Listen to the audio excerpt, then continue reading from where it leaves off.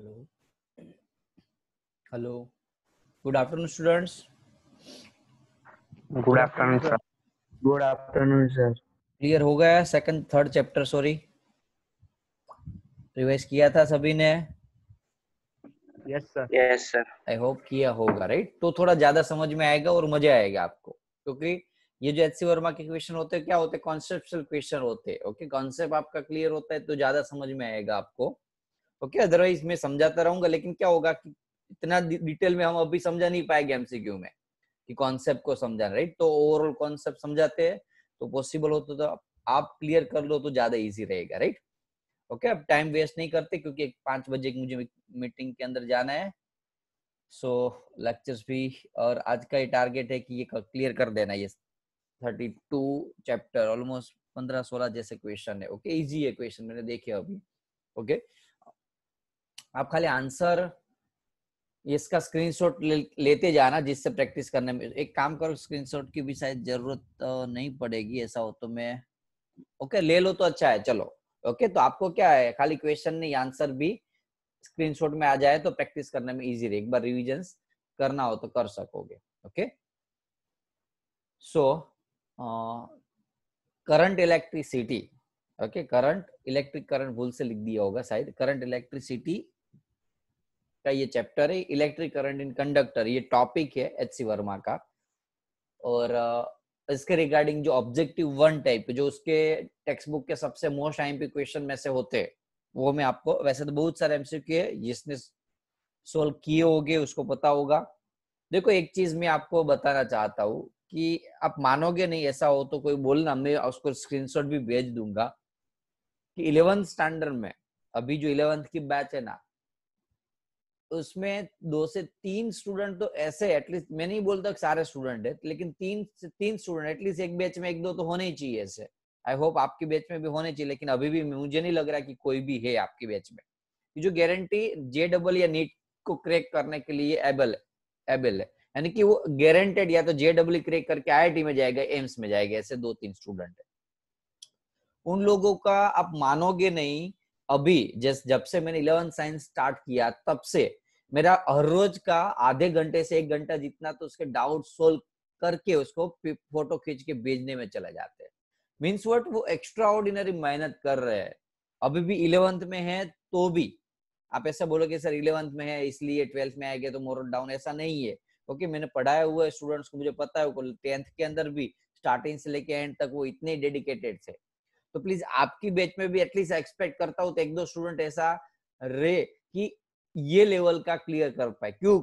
इसके लिए मैं आपको बताना चाहता हूँ, जो हमने सॉफ्टवेयर परचेस किया है उसके अंदर पूरा जेडबलई का कंटेंट, आप नीलेश सर को या पित्रोल सर को पूछना हो तो पूछ लेना। मैंने पूरी एमसीक्यू की ऑलमोस्ट 44,000 एमसीक्यू मैंने टाइप करवा के पूरा वर्ड फॉर्मेट के अंदर वो एमसीक्यू की सीट बनाई है। जो हम एमसीक्यू, वो सारे एमसीक्यू की ऑनलाइन टेस्ट के अंदर अपलोड करके उसकी टेस्ट सीरीज रखेंगे, जिसकी ऑलमोस्ट आप सर्च करना हो तो सर्च कर लो। एलन वाले का भी होता है ऑनलाइन टेस्ट सीरीज का पैकेज होता है, आकाश वाले का, रेजोनेंस वाले का, कोटा के कॉन्सेप्ट, मोशंस, ये काफी सारे अच्छे बड़े सॉरी जो भी इंस्टीट्यूट है वो, या फिर छोटे से छोटा इंस्टीट्यूट होगा कोटा का, उन लोगों की यही एक जनरल टेस्ट सीरीज होते हैं। अहमदाबाद में भी काफी सारे, फिर ऑनलाइन भी ऐसे काफी सारे वेबसाइट और सॉफ्टवेयर चार्ज लेते हैं इस टाइप की टेस्ट प्रैक्टिस करने का।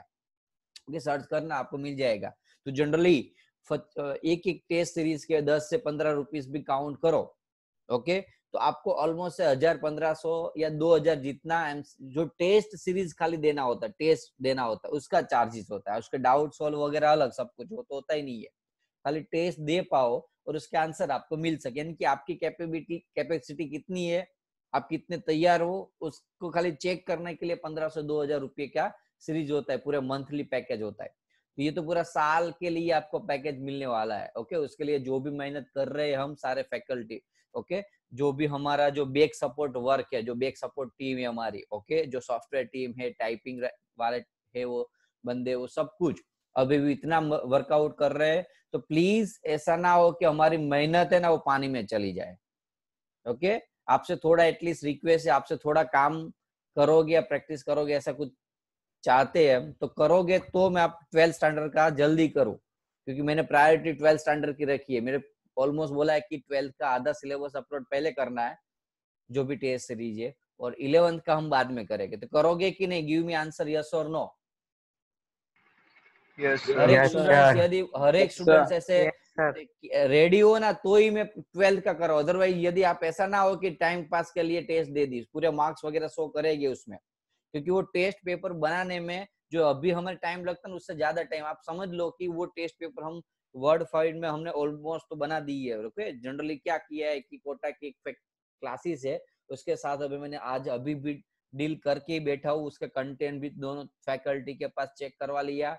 अच्छे से अच्छा कंटेंट वाले क्लासेस का ऑलमोस्ट सारे एमसीक्यू का मैंने राइट लिया। राइट्स यानी कि पता चल रहा है कि वो उसके जो एमसीक्यू होते हैं उस इंस्टीट्यूट के, वो अब मैं यूज कर सकता हूँ। राइट्स यानी कि उसने जो अपनी खुद की वर्ड फाइल बनाई होती है, वो सब कुछ हम अब यूज करेंगे, यानी कि उस लेवल के एमसीक्यू का हम अब क्या करेंगे, सॉफ्टवेयर के अंदर डालने वाला है। ओके, वो टाइप करवा के, तो इतना मेहनत कर रहे हैं। ओके, बैक सपोर्ट में आपको अभी ऐसा लगेगा कि सर खाली बात कर, लेकिन आप बाकी के फैकल्टी को पूछ लेना ऐसा हो तो प्लीज थोड़ी मेहनत करना यार। ओके, तो ऐसा ना हो कि यार पूरा हमारा मोरल डाउन हो जाए बाद में। आपका आपकी तरफ से सपोर्ट होगा तो हम ज्यादा से ज्यादा एमसीक्यू अपलोड करेंगे हम उसमें, और डाउट जो भी आप निकलेंगे उसके एक्स्ट्रा लेक्चर की जो भी जरूरत पड़ेगी जितनी भी, वो भी करने वाले हैं। लेकिन प्लीज थोड़ा फोकस रखो अपना आप। ओके, चलो अब ऑफिशियली हम लेक्चर स्टार्ट करते हैं। This is the lecture number, sorry chapter number 3 current electricity का, ये एचसी वर्मा का चैप्टर नंबर 32 का ये ऑब्जेक्टिव 1 टाइप जो मोस्ट टाइम क्वेश्चन है, उसका ये फर्स्ट क्वेश्चन है। फर्स्ट क्वेश्चन में किया है, बताया आपको मेटालिक रेजिस्टेंस है, is connected across the batteries. एक रेजिस्टेंस है बैटरी के साथ कनेक्ट किया हुआ है। Now if the number of collisions of the free electron, ये मेटालिक कंडक्टर है। आपको पता है कि कोई भी इलेक्ट्रॉन जब जाता है तो क्या होते हैं, अलग अलग ऑब्जेक्ट के साथ अलग अलग इलेक्ट्रॉन को पॉजिटिव आयन के साथ टकराते रहते, कोलिजन्स होते रहता है। ओके, ड्रिफ्ट वेलोसिटी याद करो वो टॉपिक। अब सिंपल चीज यहाँ क्वेश्चंस में दिया हुआ है कि number of collisions of free electron of the lattice with somehow decrease with the resistance. Decrease हो रहा है, कोलिजन्स क्या हो रहा है, नंबर ऑफ कोलिजन डिक्रीज हो रहा है। तो सिंपल चीज थी, आपको पता है कि इलेक्ट्रॉन इजीली जा सकता था हाई स्पीड से, लेकिन क्या हुआ कि टकराया यहाँ तो वापस गया, ऐसे टकराते टकराते टकराते उसकी स्पीड क्या हो जाती थी, याद करो, कम हो जाती थी। ओके, स्पीड बढ़ी कम हुई, बढ़ी कम हुई, बढ़ी कम हुई, ऐसे छोटे ऐसे जिग फॉर्म के अंदर वो लास्ट में पहुंचता था। तो सिंपल चीज है, कोलिजन्स इंक्रीज होगा तो ड्रिफ्ट वेलोसिटी क्या होगी, इंक्रीज होगी कि डिक्रीज होगी? गिव मी आंसर, थोड़ा जल्दी करो। Decrease. सिंपल चीज है, कोलिजन्स इंक्रीज होगा तो ड्रिफ्ट वेलोसिटी डिक्रीज होगी। तो यहाँ कोलिजन्स क्या है, डिक्रीज किया है।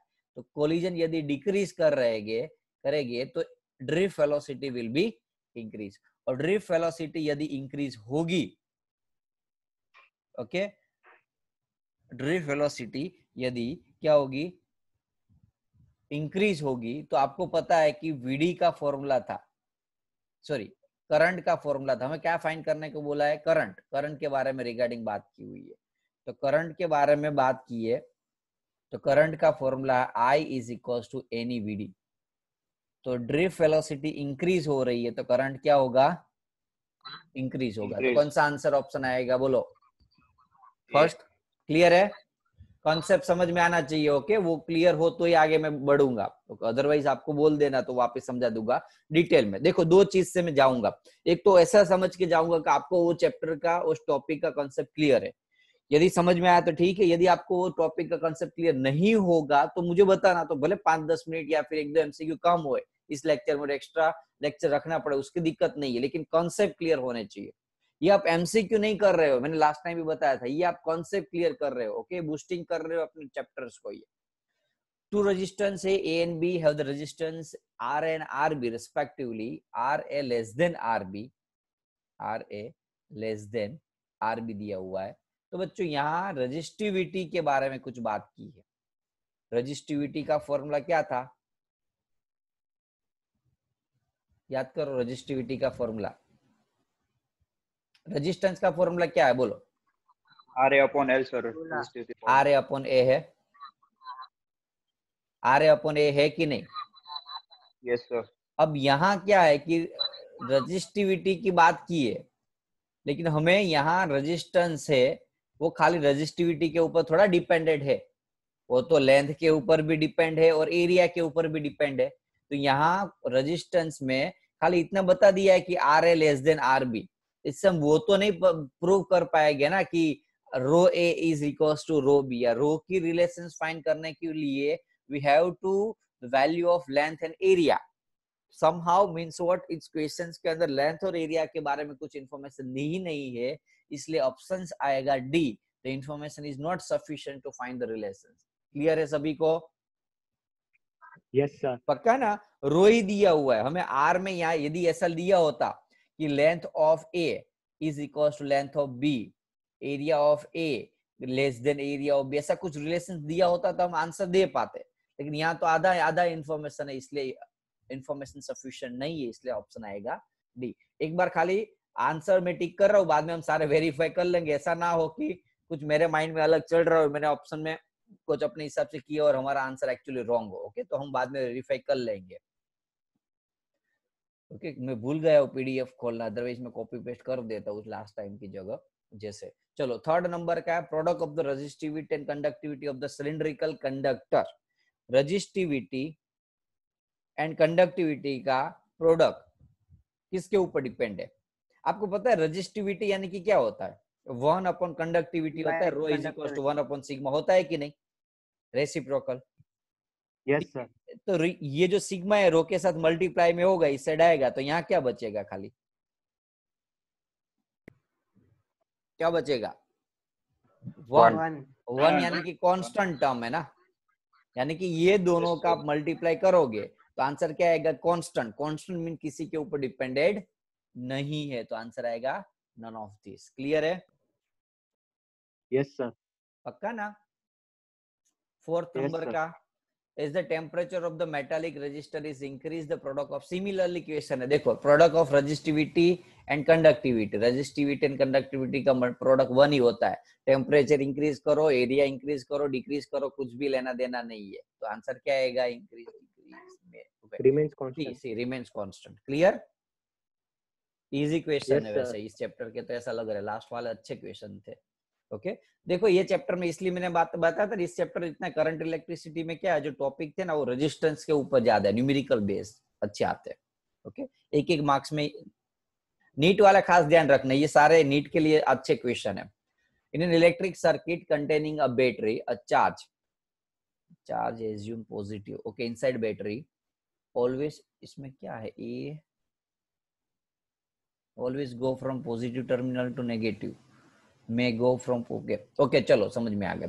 सर्किट है, इसके अंदर बैटरी है, जैसे याद हो तो लास्ट न्यूमेरिकल में ये मैंने समझाया था कि जब चार्जिंग हो रहा है, याद आया? एक्सरसाइज के अंदर कोई डाउट था किसी को? चार्जिंग हो रहा है तो पॉजिटिव से नेगेटिव यानी कि करंट ऐसे जाएगा, और यदि सॉरी ये डिस्चार्जिंग का था, रेगुलर डिस्चार्जिंग यानी कि रेगुलर कॉन्सेप्ट। अब उल्टे कॉन्सेप्ट है, चार्जिंग में उल्टा होता है, करंट ऐसे आता है, याद है कि नहीं? Yes sir. तो फर्स्ट देखते ऑलवेज गो फ्रॉम, क्या बैटरी के अंदर चार्ज ऑलवेज पॉजिटिव से नेगेटिव जाएगा? नहीं, वो खाली डिस्चार्जिंग केस के अंदर ही जाएगा, तो वो तो रॉन्ग है। Second, may go from positive terminal to negative, देखो पहले तो ऑलवेज वार है ना, वो कैंसिल कर दो, क्योंकि ऑलवेज तो पॉसिबल है नहीं है ना, पॉजिटिव टू नेगेटिव ना नेगेटिव टू पॉजिटिव, तो ए सी तो कैंसिल हो गए। ओके अब बी की बात करते, मे वर्ड यूज किया हुआ, may go from positive terminal, may use कर सकते, मे यानी कि हो सकता है ऐसा, तो हाँ हो सकता है ना, डिस्चार्जिंग के टाइम पे करंट जो है पॉजिटिव से क्या आ जाएगा? नेगेटिव में आता है, तो मे वर्ड यूज, देखो यहाँ ग्रामर का यूज किया हुआ है कि इंग्लिश ग्रामर, तो आंसर क्या आएगा? बी आएगा। क्लियर है? डज नॉट मूव, वो तो पॉसिबल नहीं है, बैटरी है तो करंट तो पास होने वाला है, चार्ज पास होगा, चार्ज मूव होगा, बैटरी का लगाने का काम ही यही है क्या, करंट का मूवमेंट, तो वो तो आ नहीं सकता, तो आंसर आएगा बी। क्लियर है सभी को? Yes sir. Yes sir. Bounce नहीं हो रहा है ना यार सभी को? गिव मी आंसर यार, बाउंस नहीं हो रहा है ना सभी नो को? सर, अब No, बस sir. अब बोलते No, रहना sir. यार, ऐसा ना हो कि मैं अपने हिसाब से पढ़ा था। जैसे आज देखो जे डबल नीट का नाम है ना, क्वेश्चन को ऊपर देखा होगा किसी ने हेडिंग, इसलिए ऑलरेडी 4 लोग तो वैसे ही कम है आज। ओके, संडे और जे डबल नीट जाने, ऐसा है कि उन लोगों को देनी ही नहीं है। चलो देनी नहीं अलग चीज है, लेकिन फिर भी प्रैक्टिस तो करनी चाहिए ना। ये आपको गुड सेट में भी काम आ सकती है। ऐसा जरूरी थोड़ा कि जे डबल नीट लिखा है तो उसके क्वेश्चन है। ये तो कॉन्सेप्चुअल क्वेश्चन एग्जाम में आपको वैसे ही एमसीक्यू में काम आ सकता है, बोर्ड में भी आ सकता है, गुड सेट में भी आ सकता है। ओके, और नीट वाले का तो कंपलसरी है कि नीट की एग्जाम देनी ही है, उन लोगों को तो फिक्स है। लेकिन जेडब्ल्यू वाले जो छटक रहे हैं ना कि सर मुझे आईआईटी में नहीं लेना है, तो ऐसा मत सोचो कि जेडब्ल्यू का लेक्चर है तो आप नहीं अटेंड करोगे क्योंकि आपको नहीं देनी है। जेडब्ल्यू मींस गुड सेट भी आ गया उसके अंदर। ओके, 6 नंबर का लेते हैं। Resistor of the resistance R is connected to the ideal battery. Value R of is decrease the power. Okay, battery है, उसके साथ लगाया है रेजिस्टेंस R। ये रेजिस्टेंस सीरीज में है कि पैरेलल में बैटरी के साथ, कौन बोल सकता है?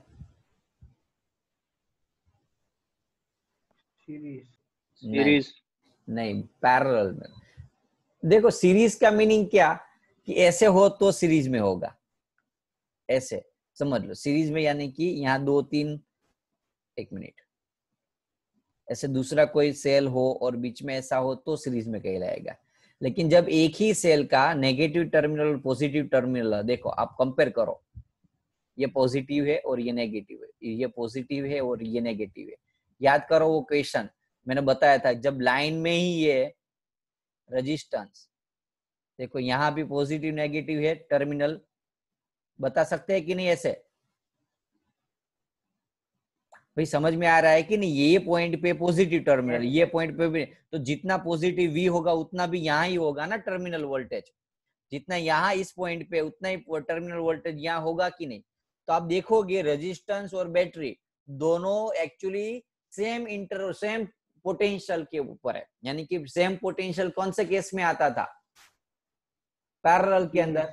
सेम पैरेलल में यार, सेम पोटेंशियल किस में आता था? पैरेलल के अंदर। तो सिंपल चीज इतना पता चल गया कि वो क्या है, पैरेलल में है। अब क्वेश्चन में आगे बढ़ते हैं। If the value of R is decrease then power, तो पावर का फॉर्मूला कौन सा लगाएंगे यहाँ? पावर के दो फॉर्मूला है, एक आई स्क्वेयर आर, एक V square upon R, resistance वाले। अब मैं कौन सा फॉर्मूला इसमें से लगाऊंगा, कौन बोल पाएगा? चलो बोलो जल्दी। V square by R. तो V square upon R. V square upon R. क्यों? पैरेलल जब होती सर्किट तब ये फॉर्मूला लगाते हैं, और सीरीज सर्किट में ये फॉर्मूला लगाएंगे। काफी सारे स्टूडेंट्स को ये डाउट होता है, ऐसा क्यों? देखो सीरीज में करंट सेम होता है इसलिए आई वाला फॉर्मूला लगाएंगे। जब रेजिस्टेंस सीरीज में हो तब आई स्क्वायर आर, और पैरेलल में हो तो वी स्क्वायर अपॉन आर। तो ये हटा देंगे अब अभी टेम्पररी। ऐसा हो तो एक काम करो, लिख लो क्योंकि काम आएगा। स्क्रीनशॉट लेते जाना हो सारी वैल्यू जो भी हो जाए सम उसका। ऐसा हो तो बाद में मैं स्क्रोलिंग कर दूंगा, ओके, ले लेना बाद में। तो हमें यहाँ पैरेलल की बात की है, तो पैरेलल के लिए फॉर्मूला क्या होगा? 1 अपॉन आर होगा, इनवर्सली प्रोपोर्शनल, क्योंकि वी स्क्वायर तो क्या है, कांस्टेंट है। समझ में आ रहा है ना? Power dissipated is equal to V square upon R. V square common है, सॉरी कांस्टेंट है। अब यहाँ बात की है रेजिस्टेंस जो है, ओके, वो डिक्रीज कर रहे हैं, रेजिस्टेंस की वैल्यू हम डिक्रीज कर रहे हैं। तो रेजिस्टेंस डिक्रीज होगा तो पावर क्या होगा? Increase. तो आंसर कौन सा आएगा? A. क्लियर? पावर क्या होगा? इंक्रीज। कोई डाउट है? No, sir. 7 नंबर में लेते हैं। अच्छे क्वेश्चन है वो, आज सच में मुझे भी मजा आ रहा है, ऐसे क्वेश्चन है। Current passes through the resistor, let K1 and K2 represents the average kinetic energy of the conduction electron, the metal ion respectively. Kinetic energy का फॉर्मूला क्या है, कौन बोल पाएगा? चलो, काइनेटिक एनर्जी का formula half m v square. Half m v square. Okay, half m v square. यहाँ दो के लिए बात ही है, K1 एंड K2 दो काइनेटिक एनर्जी है। किसकी किसकी है? तो इलेक्ट्रॉन की है और मेटल के रिस्पेक्टिवली का मीनिंग क्या हुआ कि इलेक्ट्रॉन के लिए हम K1 यूज करेंगे और मेटल के लिए हम K2 यूज करेंगे। चलो लगा दो फॉर्मूला हाफ एम स्क्वायर। यहाँ VD यानी कि ड्रिफ्ट वेलोसिटी, ड्रिफ्ट वेलोसिटी का फॉर्मूला याद है किसी को? Third chapter, minus e upon m into tau. E upon m into tau. Very good. अब माइनस की अभी जरूरत नहीं पड़ेगी क्योंकि स्क्वायर हो जाएगा इसलिए प्लस ही हो जाएगा। तो हाफ एम VD स्क्वायर में e upon m into tau का होल स्क्वायर करोगे तो देखो यहाँ स्क्वायर हो जाएगा, यहाँ स्क्वायर होगा, यहाँ स्क्वायर होगा, यहाँ स्क्वायर होगा, तो ये ओवरऑल स्क्वायर कट कर देता हूं मैं। तो यहाँ एम और स्क्वायर कट हो जाएगा तो क्या बचा यहाँ प्रोपोर्शनलिटी। बाकी वैल्यू देखो ई कांस्टेंट होता है, ई कांस्टेंट, टाउ कांस्टेंट, तो खाली बचा क्या 1 अपॉन एम बचा। तो इतना तो पता चल गया कि kinetic energy is inversely proportional to m in this case. अब आपके पास दो चीज है, एक तो मेटल है, इलेक्ट्रॉन है और मेटल है। अब कौन बोल पाएगा किसका मास ज्यादा होगा, मेटल का ज्यादा होगा कि इलेक्ट्रॉन का ज्यादा होगा? मेटल का। तो इसका मास ज्यादा है, इसका मास ज्यादा है। ओके, तो ये क्या होगा, कम होगा। और इलेक्ट्रॉन का मास क्या है, कम है, तो ये वैल्यू क्या होगी, ज्यादा। तो सिंपल चीज है कि ई ग्रेटर देन क्या हो जाएगा, के एम। के ई यानी कि इलेक्ट्रॉन यानी कि K1 और Km मेटल के लिए हम K2 यूज कर रहे थे, तो K1 greater than K2C। Clear है? Yes sir. क्लियर है ना सभी को? सिंपल चीज थी, काइनेटिक एनर्जी का फॉर्मूला डाला, इसमें VD का फॉर्मूला डाला, बाकी सारे टर्म्स को कांस्टेंट ले लिया, तो बच्चा खाली 1 अपॉन एम। काफी सारे स्टूडेंट बोलेंगे सर यहाँ 1 अपॉन स्क्वायर था, याद रखो यहाँ एम और एम कट हो गया, तो क्या बचा, खाली यहाँ नीचे एम बचा। तो K inversely proportional to m, यानी कि जिसका मास ज्यादा है उसकी काइनेटिक एनर्जी कम होगी। तो कम किसकी होगी, तो इलेक्ट्रॉन की, सॉरी मेटल की, क्योंकि मेटल का मास ज्यादा है तो उसकी काइनेटिक एनर्जी कम होगी। तो K2 कम होगा और K1 इलेक्ट्रॉन की एनर्जी ज्यादा होगी। ओके, 8 नंबर का लेते हैं। 2 register R and 2R connected in series in electric circuit।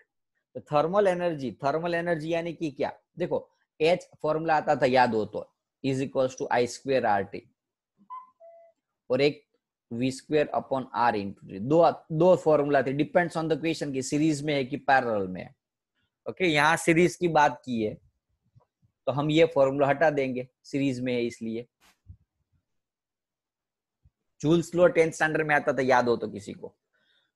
2 resistance R2R connected in the pair series in electric circuit, the thermal energy developed in R and 2R।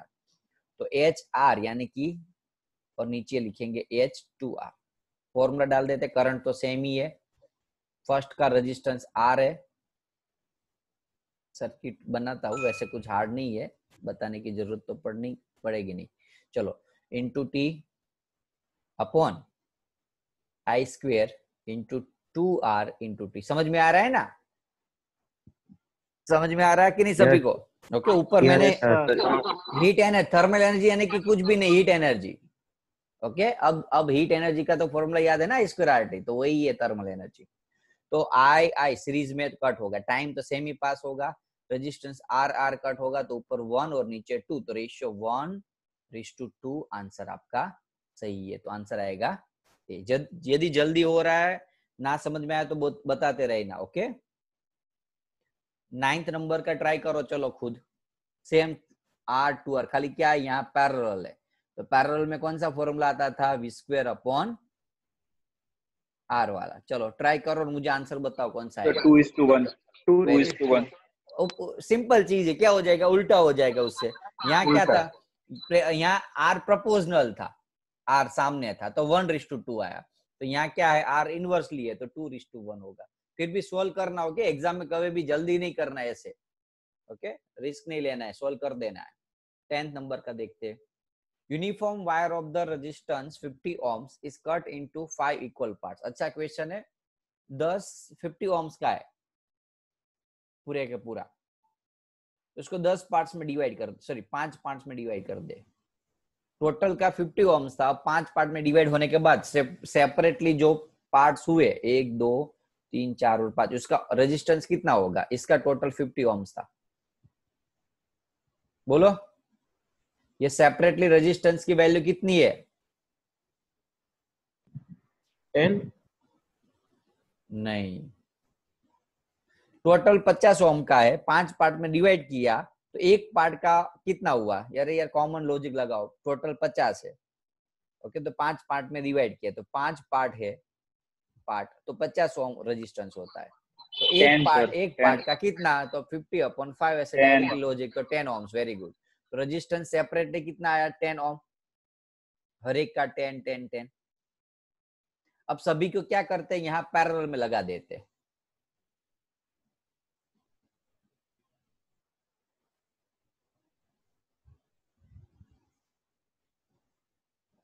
तो parallel में लगाने के बाद उसका equivalent resistance कितना होगा? तो parallel का डायरेक्टली फॉर्मूला याद हो तो R/N। 2 ohm. तो टोटल एक रेजिस्टेंस कितना है? 10 ओम्स का। कितने पार्ट्स हुए? 5, तो 2 ओम। 2 ohm.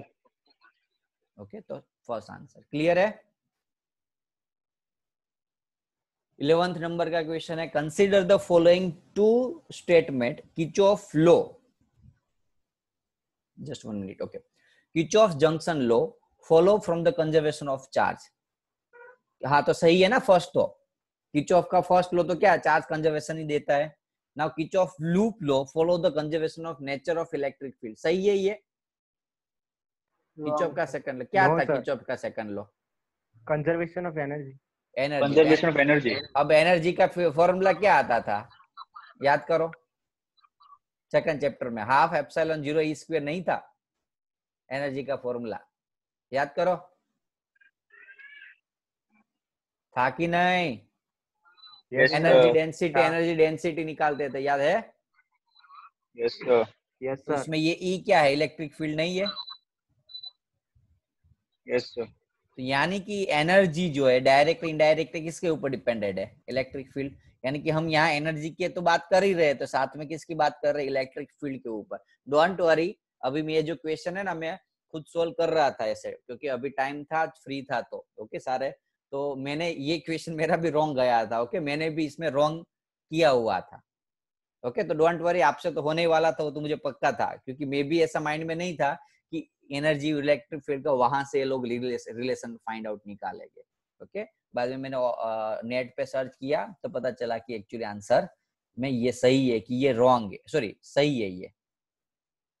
क्लियर है सभी को? पता चला ना, इलेक्ट्रिक फील्ड को यहाँ इन लोगों ने एनर्जी के साथ ऐसे रिलेशंस में डिराइव किया था, ओके। थोड़ा डाइजेस्ट नहीं हो रहा था मुझे भी, लेकिन क्या करें, समझना पड़ता है अब तो, ओके। हर बार ऐसा जरूरी नहीं कि हम ही सही हो, ओके, क्योंकि हमें सब कुछ नहीं आता होता है, ओके। ऐसा तो होगा 10% है तो ऐसा फिजिक्स होगा जो हमारे आउट ऑफ यानी कि माइंड से बहुत हाई लेवल का है, तो यहाँ कुछ उसके हिसाब से कुछ रिलेशन बन रहा है।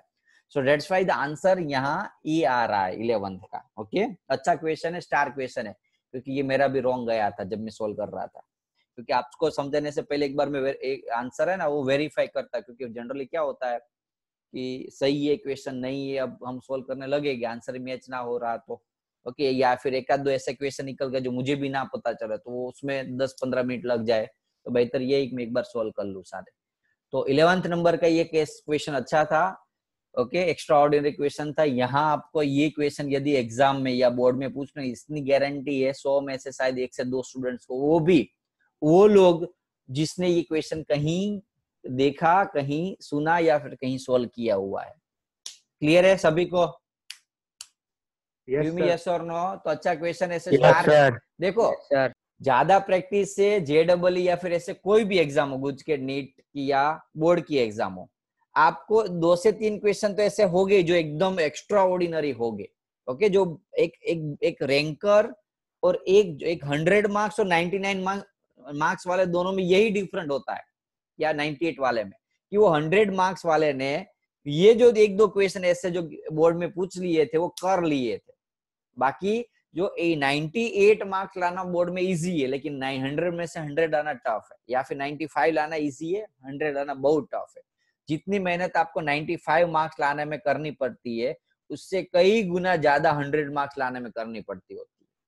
क्यों? क्योंकि वो 5 मार्क्स का क्वेश्चंस के लिए आपको 10 द्वारा गुनी मेहनत करनी पड़ती यदि आपका टारगेट 95, अदरवाइज आप इससे सेटिस्फाई हो जाना। ओके, यदि इतनी मेहनत नहीं करनी है बोर्ड में तो। यदि बोर्ड में भी 100 मार्क्स का गोल है तो आपको इस टाइप के क्वेश्चंस करने पड़ेंगे।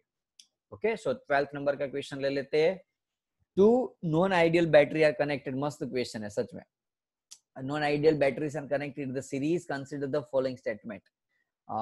सीरीज के अंदर मैंने बैटरी को लगा दी, याद करो फॉर्मूला, बोलो चलो सीरीज का। इक्विवेलेंट ईएमएफ का फॉर्मूला सीरीज के लिए E1 plus E2 E1 plus E2 R resistance, equivalent R1 plus resistance के लिए R1 plus R1 plus R2 तो सिंपल चीज एडिशन हुआ तो आर इक्विवेलेंट, यहाँ क्या है, equivalent EMF is greater than either of the two EMF. सही है कि नहीं? एडिशन हुआ तो बड़ा ही होगा। सेकंड क्वेश्चन ले लेते तो ये Yes, sir. सही है, ये सही है। सेकंड ले लेते इक्विवेलेंट रेजिस्टेंस इज स्मॉलर, तो ये सही है क्योंकि एडिशन हुआ तो बड़ा होना चाहिए ना आर इक्विवेलेंट, false. तो दोनों बड़े है, तो ये सेकंड नंबर का फॉल्स है, फर्स्ट नंबर का सही है। तो इसमें कौन सा सही है? बी नंबर का। देखो मैच हो रहा है, ए करेक्ट है और बी रॉन्ग है। क्लियर है सभी को? સર Yes, બંનેની yes. પોલારિટી અલગ હોય તો કોને? બેટરીની એટલે બેટરીની પોલારિટી એટલે અહીંયા આપણે એવું કઈ કીધેલું જ નથી ને બેટા. એવું કે કીધેલું છે સિરીઝની પોલારિટી જો અલગ હોય ને તો તમને સ્પેસિફિક એવા ક્વેશ્ચન હોય ને એમાં તમને કે સાઈડમાં કે ભાઈ પોલાरिटी आर नॉट सेम, सो एक केस के अंदर हमें वो टाइप, इस टाइप के केस के अंदर हमें वो आंसर भी अलग हो जाता है। इसमें यहाँ कुछ भी स्पेसिफाई नहीं किया हुआ है। ओके, इसलिए हम ये मान ले सकते हैं। क्लियर? क्लियर है ना भाई सभी को? યસ Yes sir 30 नंबर का करोगे खुद? 13 नंबर का ट्राई करोगे खुद? पैरेलल देखो। ओके, वो Yes, formula E1 upon R1 E2 upon R2 1 upon R1 plus parallel के अंदर रेजिस्टेंस की वैल्यू तो स्मॉलर होती है, तो ये तो सही है, इतना तो पता चल गया आपको। ओके, तो बी सही है, बी करेक्ट है, उसमें एक ही ऑप्शन है, देखो ये एक मिनट हो, B equivalent EMF is smaller than, sorry, equivalent resistance is smaller than the either of the two resistance, तो बी सही है। ऐसा कौन सा ऑप्शन है? बी सही है ऐसा, सॉरी बी, दो ऑप्शन है इसमें, इसलिए आपको ईएमएफ के बारे में भी बात करनी पड़ेगी। ईएमएफ क्या होगा? देखो डिवाइड हो रहा है ना, वैल्यू डिवाइड हो रही है कि नहीं? देखो ईएमएफ Yes. क्या होगा यहाँ? स्मॉलर होगा कि नहीं एक्चुअली ईएमएफ से? तो क्या आएगा आंसर? स्मॉलर, तो ये भी सही है। ओके, तो दोनों थोड़ा गड़बड़ लग रही है मुझे। Equivalent EMF is smaller than, एक काम करो, ये केस है ना उसमें आपको थोड़ा कंफ्यूजन इसलिए क्योंकि यहाँ वैल्यू डाल के सोल्व करो। इसमें क्या करेंगे हम, रेजिस्टेंस का तो क्लियर हो गया, चलो आर इक्विवेलेंट का तो आपको पता ही है क्या है formula, 1 upon R1 1 upon R2, वो तो छोटा ही होने वाला है।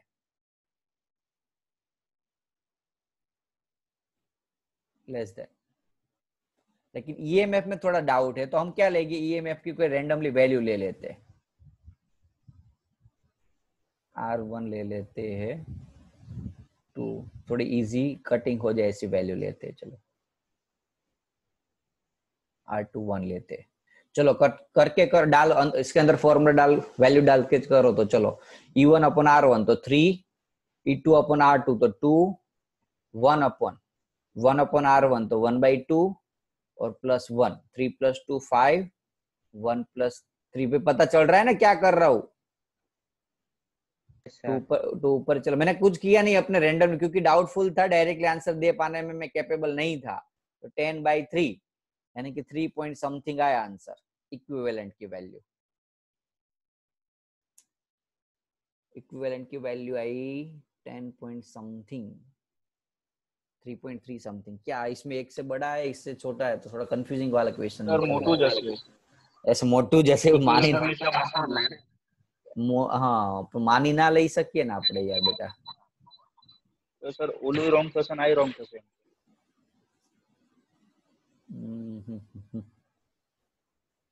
ऑलवेज जनरली तो ऐसे टॉप सिलेबस के अंदर तो शायद ऐसा ही था कि बड़ा होता है, लार्जर होता है। फिर भी ये क्वेश्चन एक काम करते हैं, ये मेरा आंसर तो मैं यही अभी क्या है, ए इक्विवेलेंट ये बड़ा होना चाहिए, तो ये रॉन्ग है और ये सही है, तो ए इनकरेक्ट और बी करेक्ट, तो सी आंसर अभी हम ले, क्योंकि जनरली हमारे हिसाब से ये होना चाहिए। ओके, जनरली ईएमएफ क्या होता है, इक्विवेलेंट ईएमएफ बड़ा ही होता है जनरली, पता है कि नहीं सभी को? Equivalent Yes, sir. ईएमएफ बड़ा ही होगा, क्यों? इसका रीजन है, देखो कि ईएमएफ तो फाइनली तो एडिशन ही हो रहा है ना, आप भले यहाँ डिवाइड कर रहे हो, लेकिन ये वैल्यू नीचे की वैल्यू क्या है, छोटी है, 1/R1 + 1/R2, यानी कि वैल्यू छोटी हुई, और यहाँ नीचे वैल्यू छोटी हुई, तो ईएमएफ क्या होना चाहिए, बड़ा होना चाहिए। तो इसी हिसाब से हम लॉजिकली सोचे तो जनरली क्या आएगा, सी आंसर आएगा। ओके, फिर भी यदि आंसर मैच नहीं होता होगा तो मैं एक बार देख लूंगा, अदरवाइज कोई देखने की जरूरत नहीं, 99% तो सही है कि ऐसे ही होता होगा। ओके, क्लियर है ना?